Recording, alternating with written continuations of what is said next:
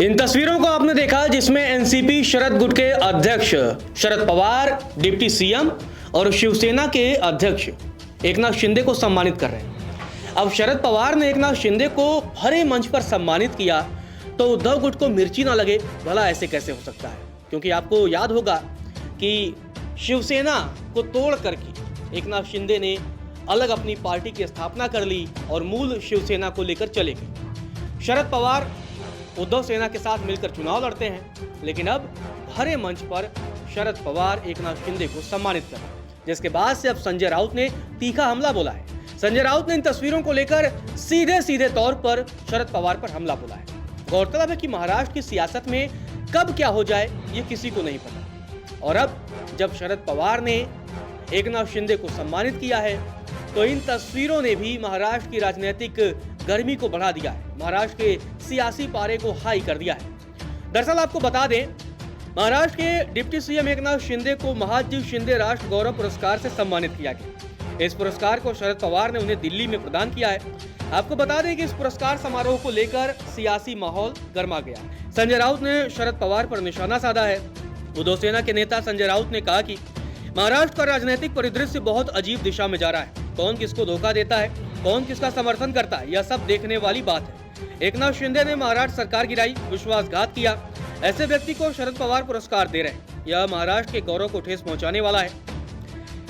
संजय राउत ने आगे कहा, महाराष्ट्र की जनता के सामने हम अब किस मुंह से जाएंगे? राजनीति में दोस्त और दुश्मन नहीं होते, यह मान्यता सही हो सकती है, लेकिन महाराष्ट्र के खिलाफ काम करने वाले लोगों को इस तरह से सम्मान देना यह राज्य की पहचान के लिए हानिकारक है। यह हमारी भावना है, शायद पवार साहब की भावना अलग हो सकती है, लेकिन यह महाराष्ट्र के लोगों को स्वीकार नहीं है। जिन्होंने शिवसेना को तोड़ा उन्हें सम्मान देना यह हमारे लिए दुखद है। दिल्ली का राजनीतिक माहौल कुछ और हो सकता है, लेकिन इस तरह की बात हम सहन नहीं कर सकते।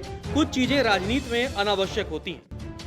अंत में संजय राउत ने शरद पवार के साहित्य सम्मेलन में भूमिका पर भी सवाल उठाया और निशाना साधा। संजय राउत ने कहा कि दिल्ली में हो रहा साहित्य सम्मेलन राजनीति से प्रेरित है, साहित्य से उसका कोई संबंध नहीं है, यह भाजपा का खेल है। क्या आपने मराठी मानसों की सेवा की है? महाराष्ट्र की पीठ पर पांव रखने वालों का सम्मान करना गलत है। तो जैसा कि हमने शुरुआत में ही कहा था कि अगर शरद पवार एकनाथ शिंदे को सम्मानित करते हैं और उस पर उद्धव सेना को मिर्ची ना लगे, भला ऐसे कैसे हो सकता है? संजय राउत अब सीधा कह रहे हैं कि शरद पवार साहब, आपने एक ऐसे व्यक्ति को सम्मान दिया है जिसने महाराष्ट्र के लोगों के साथ विश्वासघात किया, जिसने मराठी मानुसों को धोखा दिया। अब ये जो बयान संजय राउत का आया है, अब इस पर शरद पवार की तरफ से क्या प्रतिक्रिया आती है, उनकी पार्टी इस पर क्या पलटवार करती है, ये देखना भी दिलचस्प होगा।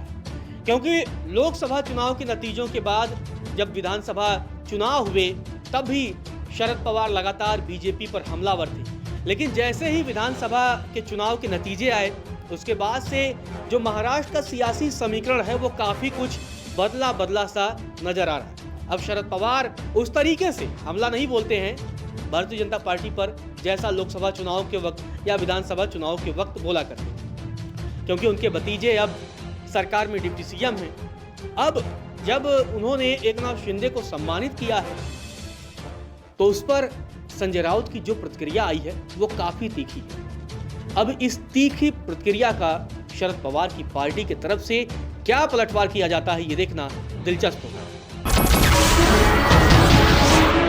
नमस्कार, मैं हूं मानक गुप्ता।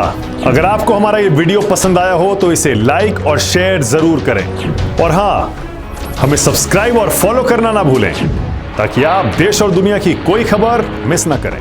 तो जुड़े रहिए हमारे साथ और देखते रहिए न्यूज़ 24।